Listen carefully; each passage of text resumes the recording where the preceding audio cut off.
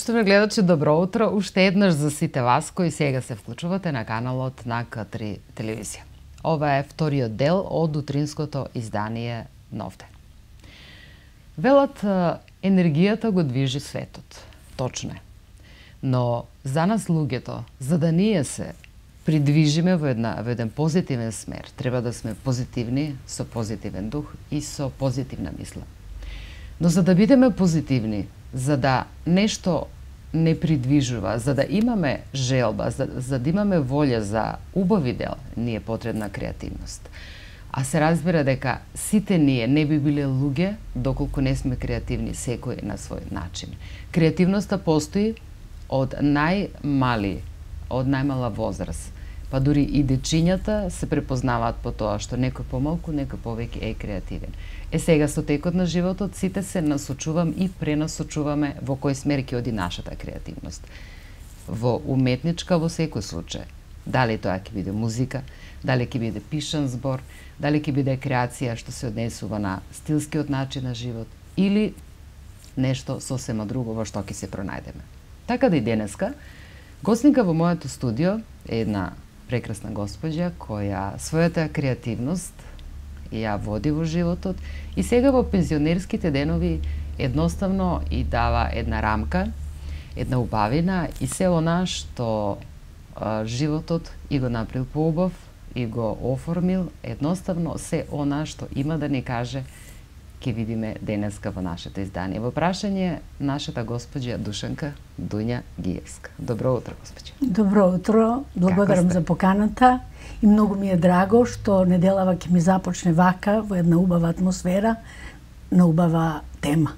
И на мене да ви кажем, јас сакав оваа недела така некако да ни започне креативно, да ни започне со еден многу убав момент, со еден пишан збор, со едни ваши емоции кои што ќе имаме прилика да слушнеме и да прочитаме нешто од вашите дела. Да. Како и што рековме, пишаниот збор врата до срцето. Значи, кога луѓето комуницираат помеѓу себе, нели многу е важно да се внимава на зборовите. Велат, комуникацијата, пристапот кај луѓето е многу важна работа кога луѓето, да кажеме, се запознаваат, еве како ние сега. Сега, многу е битен начинот на кој што ќе пристапите кон човекот. Значи, мора многу да се внимава на зборовите. Сега, јас бар така размислувам. Умешност е она што го чувствувате да го ставите на лист хартија. Лесно е понекогаш наведум да најдете зборови, да пристапите кон некого, да се изразите во одредена прилика. Но најтешко е пиша она што го чувствувате да го преточите во зборови. Тоа ми е и целта на денешното издание. Па така велат сите. Секако јас се согласувам наполно со вашите зборови. Меѓутоа, ние што пишуваме, што се занимаваме со тоа, на нас тоа не е толку тешко. Се разбира. Иако јас во принцип велам поезијата конкретно е миг. Миг на излив на чувства. Во тој момент така се чувствувам, тоа го пишувам. Може таа песна да биде обработувана уште година дена, да речеме, понатаму. За да еден ден излезе во збирка, во било какво издание.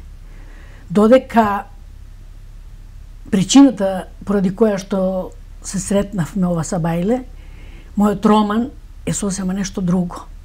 Јас морам да признам дека јас се изненадив од собствените чувства и од собствената состојба на мојот дух, на мојата мисла, откако го издадов романот. Тоа е навистина нешто сосема поинакво. Едноставно, сте си дозволиле емоциите кои што се во вас и да ве превземе напливот на емоции кои едноставно сами по себе доаѓаат. Велат кога ќе ги отворите вратата на емоциите и кога ќе почнуваат да навираат емоциите и тогаш веќе се изненадувате, дури и страв ве фачи од самите себе си, дали е можно дека ова бев јас, така ли? Точно. Пак повторувам, кога почнав да го пишувам романот, јас имав веќе визија во глава, што ќе пишувам и имав секако и причина зашто тоа го правам. Така.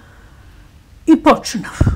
Меѓутоа, како гледам дека се зголемува бројот на страниците, а јас сакам и ова, покажаме на колегите, да го пишам, и додека уште зборуваме. тоа да го пишам, и мора уште тие моменти да ги опишам, за да ја постигнам целта, да го заокружам делото. Така. И морам да ви признам дека во пишување на едно вакво, според мене, капитално дело од 500 страни, најтежок е крајот. Најтежок е крајот. Треба да ја ставите круната.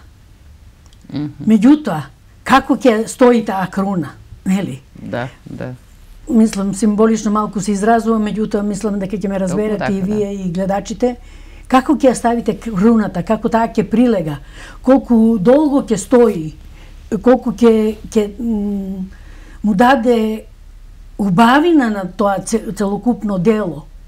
Многу енергија и многу емоции ми одзема, и јас лично сум задоволна, баш заради тоа што романот завршува со една моја песна. Колку време ви требаше? Па јас го пишував... Да отпочнете и да го завршите? Јас го пишував, го почнав, ви реков, така лежерно, и не си дадов ограничено време, као мислев, ке пишувам. Да. Едноставно на мојата ќерка и дадов обврска дека овој роман ќе го напишам, бидејќи она бараше тоа од мене. А она тврдеше дека јас имам роман во себе кој што немам право да го чувам, треба да го изнесам на виделина. Иначе мојата ќерка е исто така уметник, музичар е по професија, меѓутоа со силни уметнички пориви во себе. И ми создаде обврска и реков ќе го пишувам. Па кога биде, нека биде. И така почнав лежерно, додека не добив награда во Нови Сад, дека сака да ми печатат роман. Кога се случи тоа? Па тоа се случи во 2012 година. И тоа ме натера да побрзам на вистина да го завршам. Но малку ќе испадне, да речам, скептично, но многу искрено ќе го кажам ова. Тие ми понудија да ми печатат роман како награда, бидејќи јас учествував на многу конкурси со поезија во нивната куќа. Но не ми кажа дека има други работи што потоа се случуваат во врска со тоа дело. Не ми кажа дека јас треба да се зачленам во нивната агенција за авторски права. За членување во таа агенција е 400 евра. Не ми кажа дека можам неограничен тираж, меѓутоа како ќе го пренесам тој тираж, дека јас тука треба многу царина да платам. Да. И признавам, се откажав. Се откажав кај нив, меѓутоа романот го завршив и си реков, ако треба да дадам 900, 1000 или не знам колку евра, ќе ги дадам во Македонија. Точно. Нека остана тука. И романот излезе овде, печатен и во Битола, во печатница издавачка куќа Дата Песнопој. Вака голем колку што е, и јас сум многу задоволна и среќна што е готов, што ја догледа светлината на денот. Така. Кога се случи вашето прво издание, да кажеме, вие пишувате проза, поезија? Проза прв пат е ова е прво прозно дело. Ова е прво прозно дело. Да. Иначе поезија пишувам од... Во кој облик е првото ваше дело? Во поезија. Поезија? Сум почнала уште во средношколски денови, а тоа е повеќе од 50 на години. Така. Бидејќи јас сум сега пензионерка, веќе 6-7 години, море 7-8, да се преслушам. И додека творев во меѓувреме, не секогаш печатев, бидејќи на времето беше тоа многу скапо. И мислам, така, не се сметав себе за поет, нити сега се сметам себе за поет. Пишувам затоа што уживам во тоа што го правам. Меѓутоа, ете, делата се навидело, излегуваат, некогаш не ни свесна за тоа, овде ми бараат, онде ми бараат. Воглавном избегнувам конкурси, бидејќи награди ништо не ми значат, признавам, јако ги имам добиено многу. Така. Пишувам, тоа ме исполнува, односно не ме исполнува, ме олабавува. бидејќи поезијата ми е поезијата ми е некако вентил. Кога нешто ќе ме стегне во душата, во грлото, со една песна на еден многу убав начин го исфрлате тоа од себе и дури што е многу интересно, велат познатите светски класици, да кажеме, дали е музика, дали е пишан збор, дали е било каков тип на уметност, најдобрите дела што воопшто ги имаат створено, се створени во најтешките моменти од животот. Значи, најтешки во смисла на психичка болка, на тешка загуба, на големи болести, на големи несреќи. Значи, во тие моменти таква огромна доза на емоција, на креативност излегува од луѓето. Значи, во тие моменти, што се случува во човекот е нешто што само креативните уметнички души го знаат тоа. Во тој момент најубавите дела излегуваат од луѓето. Верувам дека е тоа така и убедена сум тргнувајќи од себе. Во состојба на летаргија. Немате чувство, ни потреба да нешто да направите. Да. А кога дури немоќе се чувствувате за било каква активност во тој момент, така ли? Да. И јас морам да признам и покрај годините, јас досега се уште не сум паднала во летаргија, не сум дошла во чувство на летаргија, меѓутоа само претпоставувам дека не е можно тоа. Тоа е едно животарење. А јас сепак живеам вака, да речам, може нема да звучи пристојно за моите години, ама живеам 200 на сат. Зошто пристојно? Тука нема пристојно, непристојно. Едноставно го живеете животот. Да. Велат со полни гради, значи го живеете животот на ваш начин, пензионерски како пензионер, значи здраво, многу темпераментно. Зошто да не го вдишувате убавиот воздух и сонцето во оваа трето доба, едно од добата кој ние го разговаравме во една од моите емисии, едно од можеби најубавите периоди од животот. Кога нели се некаде си заземало свое место, сите некако си имаат своји насоки во животот, сега зошто да не вие си го уживате во плодовите од вашата зрелост. И на овој начин ќе си се најдете во еден тип на разонода, од друга страна олеснување, од трета страна исполнување, релаксација, опуштање, значи нешто во што вие се чувствувате убави. Така да не е тоа 200 на час, можеби ние живееме 200 на час, да, но во работа. Значи, не во толкава доза на креативност како вие што може да си дозволите. Комплетното ваше време, вие креативноста, нели? Точно. Значи си уживате. Точно, не е тема на нашиот разговор, меѓутоа само кратко ќе ве информирам и вас и јавноста ме знае во Куманово. Јас сум многу активна во Сдружение на пензионери, кое што има свое културно-уметничко друштво. Така. И има неколку секции во кои што во сите сум зачленета, поаѓајќи од хорот, фолклорот, драмската секција, и таму имаме книжевен клуб. И навистина да ви кажам дека многу често ми се случува да немам време и се срамам да кажам дека единствено што сега во овие години ми фали е времето. На времето мислев дека тоа било во младост така, затоа што ете семејство, деца и работа и меѓутоа и сега ми се случува истото, што не ми паѓа тешко, признавам, бидејќи навистина би се чувствувала глупаво ако ми е здодевно, ако не знам што да правам, ако ме убива монотонија, не би можела да живеам така. Дури сега го правите оно што ви е задоволство. Не мора да правите, немате обврски, не мора да брзате на работа. Она за што немате време е вашата креативност и задоволство. Не. Токму така. И за тоа не ви представува проблем. Така. Добра, ајде ние да одвориме со една музичка номера, а потоа пак се враќаме во студиото.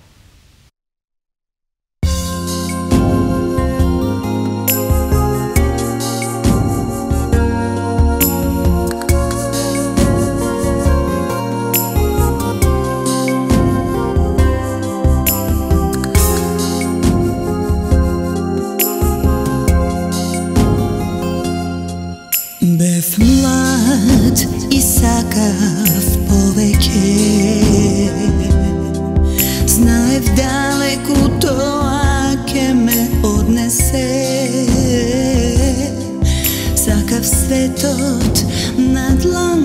da mi je se što nemav stvarnost da postane. No tamo nebo tone posino, tamo sunce to ne gre posilno. Nijedna voda nekako ohridskata, nijedna planina kako Mavrovskata.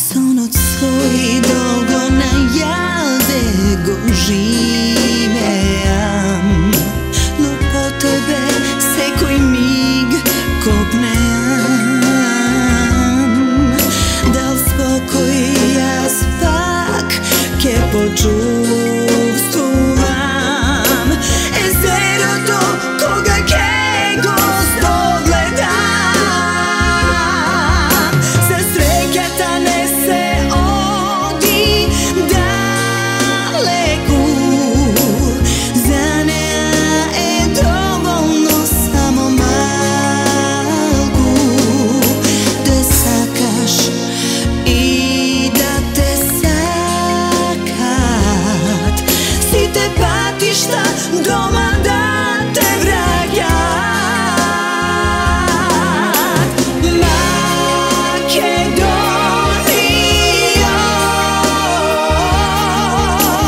zemljo najljubava, za sve koga šte nosam jas.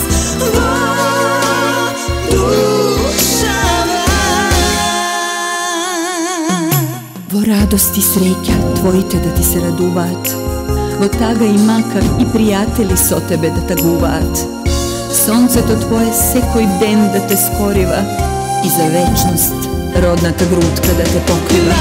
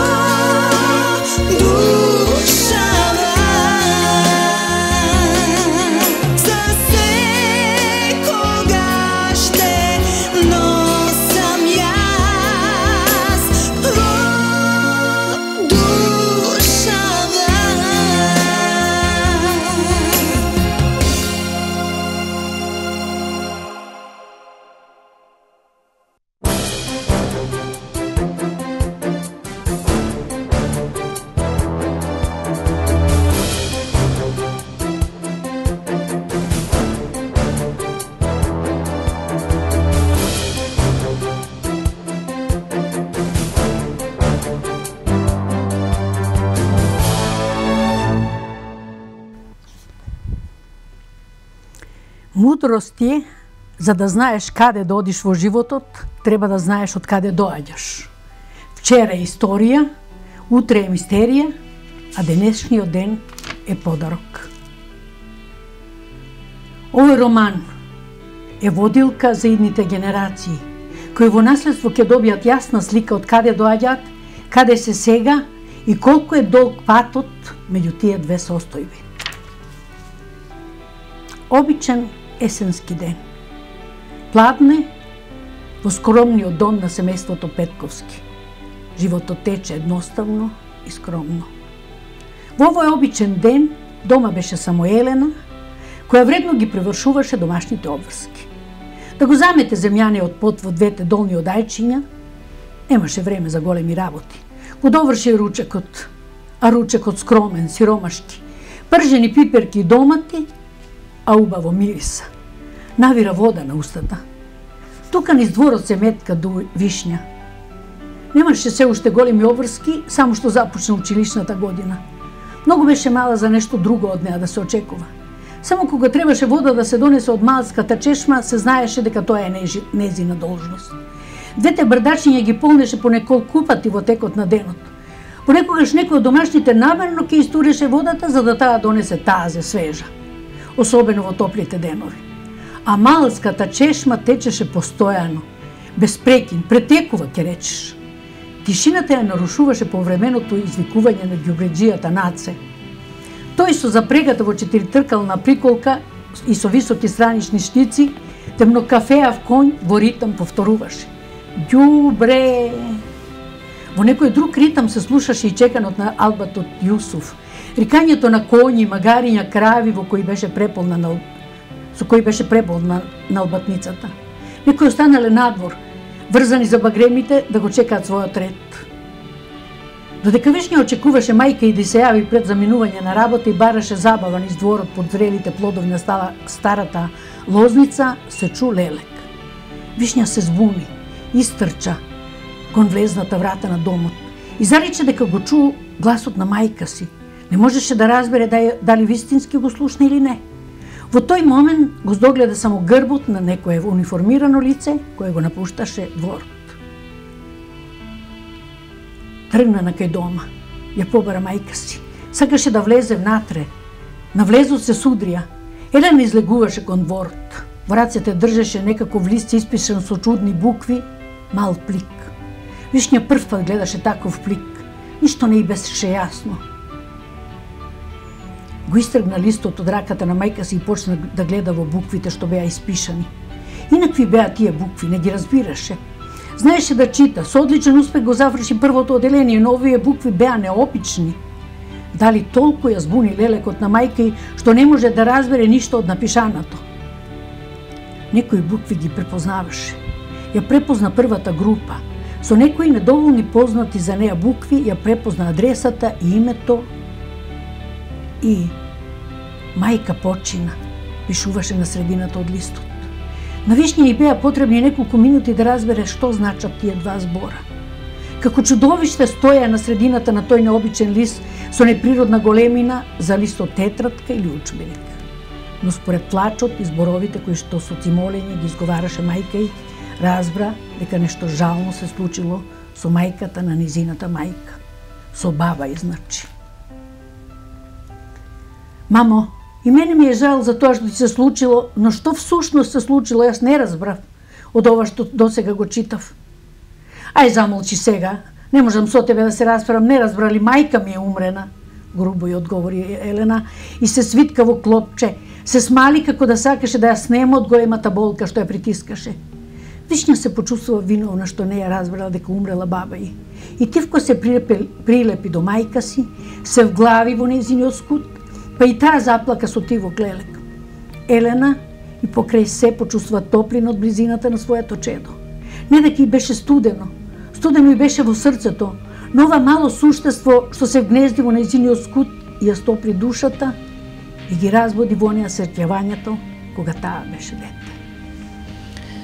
Убаво, преубаво, јас се надевам дека нашите гледачи ќе можат да ги известиме, да им кажеме каде може да дојдат до вашиот роман.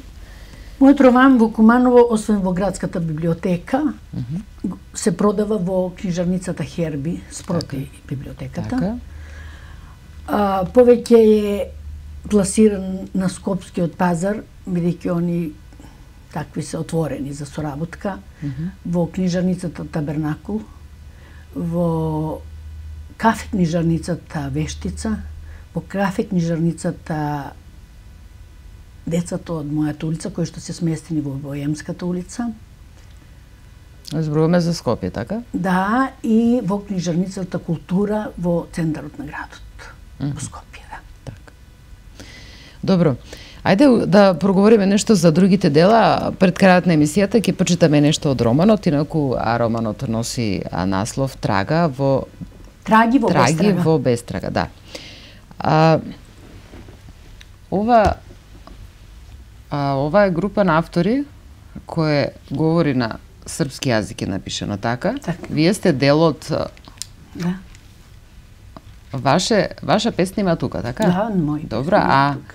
на македонски е напишана? Да. Или? Да. Добро, затоа што насловот е на Може да се српски пишува и јазик. на македонски и на српски. Јас исто така творам и на српски јазик, бидејќи сум од генерациите кога српскиот јазик ни беше, дури се учеше во училиштата, ни беше многу Да, па на близок. времето учевме српско-хрватски јазик. Српско-хрватски, да. Така да воопшто не ми е проблем да пишувам на српско-хрватски, но така малку од патриотски причини признавам, пишувам на македонски во Да. сите тие групни Да. изданија, за да го промовираме и нашиот јазик. Добро. Ова е исто Исто поетска така, харфа, тоа исто е група на автори, од тоа е. Facebook група и ова збирка поетска харфа се од Facebook група каде што од повеќе автори така преку Facebook се собравме и издадовме збирки. Ова е четврто издание. Овде имаме 2 изданија. Јас секако не сум ги понела сите за да. Така. Ајде ова. Ова е алманах кој што го Друштво на издадено од писатели Друштво на Куманово. писатели Куманово, да, поетски чекорења. Таму сум редовен активен член секако од неговото возобновување. Добро. Ова е тоа е една организација на жени која што Обденица. да. Добро. А ова се моите збирки, Светлина на душата. да. Добро. И ова е приказни Приказни од оваа страна на љубовта. од оваа страна на љубовта. Добро. Ајде сега да ми кажете, интересно ни е за публиката да ни кажете, рековте дека сте наградени. Каде сте учествувале? Кои биле тие ваши настапи, признанија, награди? Рековте имам освоено награди и признание. Па да ви Кога било, кажам- како било? Да ви кажам, Кој ве потикна да да учествувате? ви кажам, во принцип не учествувам Не на сакате, конкурси, да. не ги сакам учествата на конкурси, затоа што јас Во ред не се не чувствувате се дека ви е занимавам со ова потребно заради некаква ради си... награди и признанија, да. Меѓутоа, Пријатно многу и често чувството и спонтано се убаво е случува. кога да. Спонтано Кога ќе се ве случува. наградат. Да, јас заради од некакви пријателски, од некои така солидарни чувства со пријателки, со колешки, ќе се пријавам, во Штип сум добила награда, дури на ниво на општина Штип, одделот за култура, како активен соработник со нивниот книжевен клуб кој што се вика Искра. Така. Тоа е големо признание за некој што не е жител на Штип, Така. а го добива, општината ми го доделува.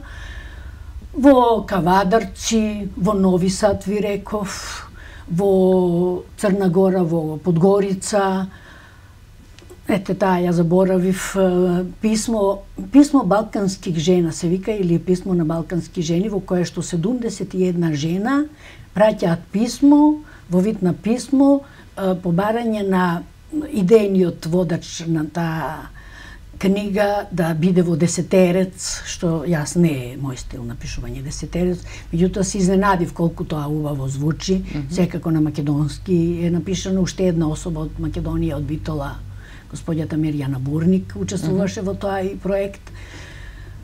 Ви велам, еве некни во Скопје, јас отидов нормално да читам, ме поканија, ме викаат, еве, утре имам покана од Друштво на писатели на Македонија, имат некој проект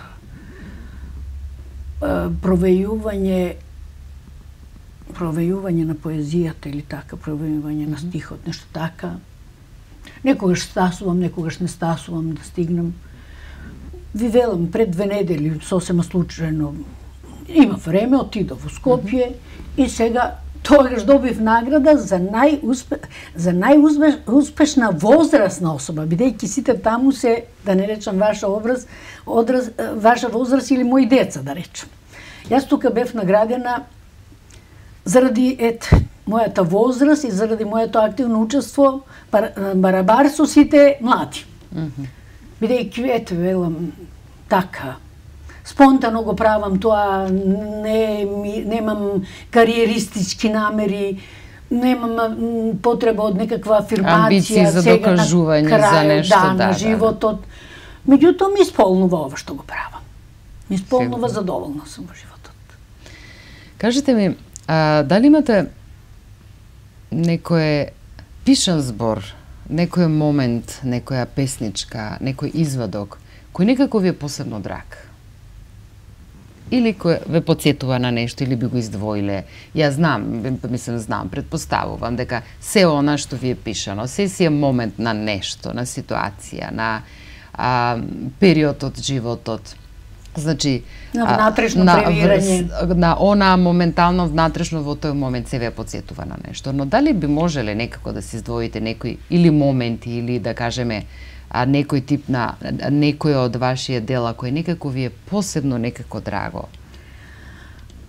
Или ви оставило некако впечаток? Не е фраза кога рекле не можам да издвојам што е посебно. Тоа е исто како мајката да ја прашате за децата. Навистина не е фраза. Меѓутоа, јас во овој момент, баш поради овој роман, сакам да ја истакнам својата песна со која што го завршив романот. Мојот роман завршува со оваа песна и сакам во овој момент да ја прочитам.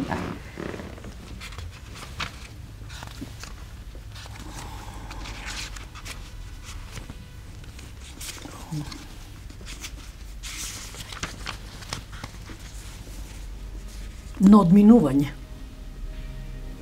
Кога последен пат те испратив, ја научив хармонијата на плачот.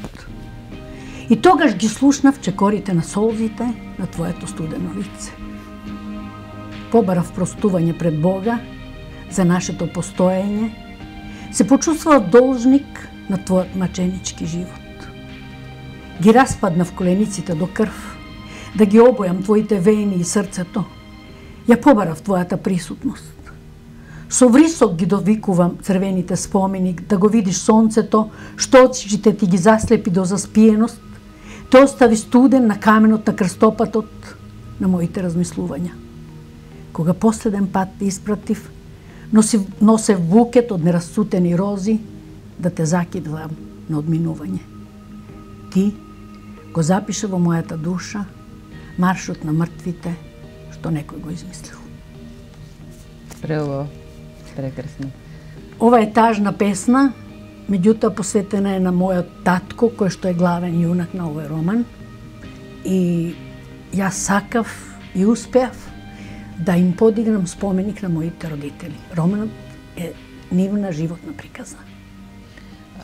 Преполна е со емоции, навистина се гледа, провеува тагата низ текстот. И затоа и велам, многу големи и убави делос доаѓаат од тагата на луѓето. Значи, не знам зошто, некако сите сме најкреативни тогаш. Дали многу е потешко за емоциите, посебно за тагата и за тешките состојби во животот кои не мачат, болките на душата. Многу е потешко да ги поделиме со некого. А многу полесно некако излеваат кога ќе ги напишеме. Па тоа е една филозофија, да речам, но е вистината. И таа креативност посебно ја почитувам кај луѓето. Значи да се најдат зборови, чувствата да се преточат во такви зборови на лист харта. Кога сте тажни, односно кога сум тажна, мислам дека било кому да му кажувам нема да ме разбере. До кој степен сум тажна и како сум тажна. Та дури мислам да ги употребам овие зборови што еве се споменати во песната. Не може секој да ги разбере. Не дека окружувањето не ми е такво. Меѓутоа сметам дека тоа е многу мое, многу лично. Та дури сметам дека не сакам никого да оптеретувам со моите чувства. Да му ги пренесувам. Тоа во тој момент ми делува дека ширам негативна енергија. Не. Има начин. Ќе напишам песна. И таа песна ќе остане, а мене ќе ми биде полесно. Да. И секогаш кога ќе ја попрочитате, секогаш кога ќе го отворите делото, секогаш повторно и повторно ќе се навратите на тој момент. И секогаш повторно ќе се вратите во спомените. И тоа е едно прекрасно чувство да постојано си се наврачите на еден таков момент, која никогаш нема да помине. Дури и после вас ќе остане. Сатисфакцијата е баш управо во тоа. Да. Сатисфакцијата е управо во тоа. Јас сум среќна што во предговорот на мојот роман, мојата ќерка, која што таа го пишуваше предговорот, спомна дека тоа навистина ќе остане за идните генерации и не само моите дела. Секој што пишува за да тоа остане зад него. Остане нешто, да. Бидејќи нашиот живот е многу краток за да можеме да кажеме дека ќе живееме вечно. Ќе живееме вечно. Ама затоа нашите дела остануваат да живеат вечно. И во тоа е сатисфакцијата.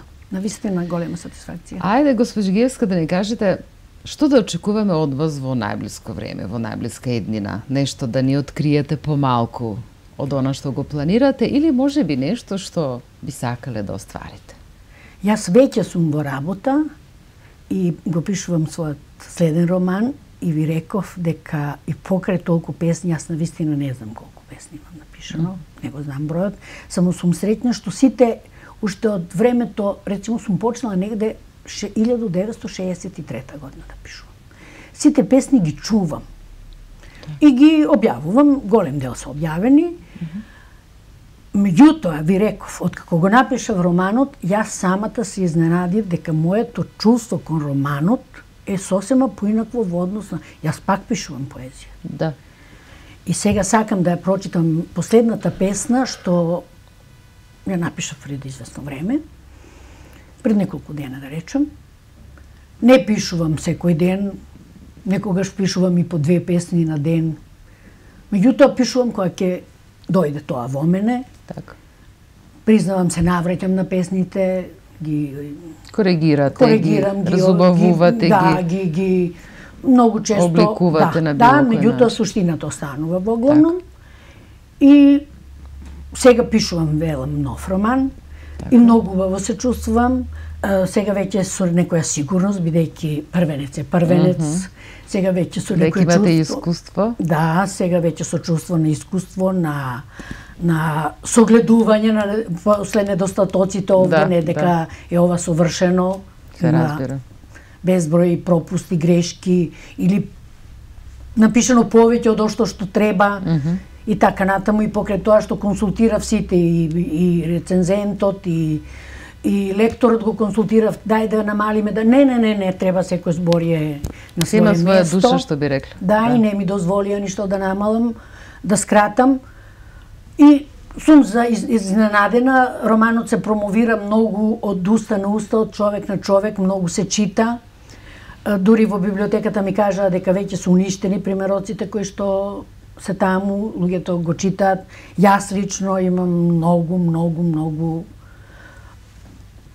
разделено меѓу луѓе, така да романот се чита и тоа е најубавата моја промоција што оди од човек на човек, се препорачува од еден на друг, затоа што опфаќа најголем дел е во Куманово се случува, меѓутоа има голем дел на случување во Скопје, има голем дел на случување во Софија, има голем дел на случување во Србија, бидејќи главните јунаци се движеле во тие средини. И ви велам сега мојот нов роман кој има работен наслов Писма, се надевам дека до нова година ќе го завршам и сакам да го доживеам чувството и со вториот роман како што го доживеав со првиот, беше изложен на сајмот на книгата и следната година сакам да биде тоа, бидејќи како ученичка сум мечтаела кога сме оделе на сајм и кога сум гледала големи писатели потпишуваат книги на своите купувачи, на своите читатели. Да бидете ви едната од нив. Јас го доживеав тоа, преку преку моето друштво на писатели на Македонија Манускрипт, имав определен ден кога потпишував книги и кога многу книги се продадоа. Тоа е возвишено чувство, тоа не може да се објасни, тоа треба да се доживее. Колку убаво чувството кога ќе се оствари соното детството, нели? Навистина. Прекрасно. Навистина. Дури не верував дека мене ми се случува. Ме фотографира, се слика со мене, купувачите, мои познаници, дури непознати многу луѓе. Мене тоа како сон ми делуваше, меѓутоа потоа кога ги средив печатоците, кога ги гледав фотографиите и на Фејсбук и овие дома, Дори тогаш почувствувате дека навистина е реалност. Јас велам, ама ова не е можно. Бидејќи мислев дека тоа може само на некој голем писател да му се случува. Јас ви велам, јас се уште себе не се гледам нити во некој писател, нити поет. Пишувам онака, за себе. Затоа што ви дојде, затоа што тоа го чувствувате. Јас тука некаде сме пред крајот на емисијата, навистина многу убаво ми помина емисијата, во една ваква опуштена, во една ваква креативна тема, креативна особа, навистина. А никогаш не е доволно времето. Секогаш не е многу малку и секогаш имаме многу да кажеме и многу да поделиме. Но се надевам дека ќе имаме прилика да прочитаме нешто од вашите дела, за да ни се приближите до нас и ние на вас и вие до нас. Јас би сакала првин да ви се заблагодарам што одвоивте време, што не гостувавте. Се надевам дека во најскоро време ќе не повикате да го видиме и вашиот излегувањето, промоцијата на вашиот втор роман. Но да сме живи и здрави, кога ќе дојде време за тоа, ние ќе бидеме тука. За крајот ќе ни прочитате уште нешто, а со тоа и ќе ги поздравиме и нашите гледачи. Да, благодарам.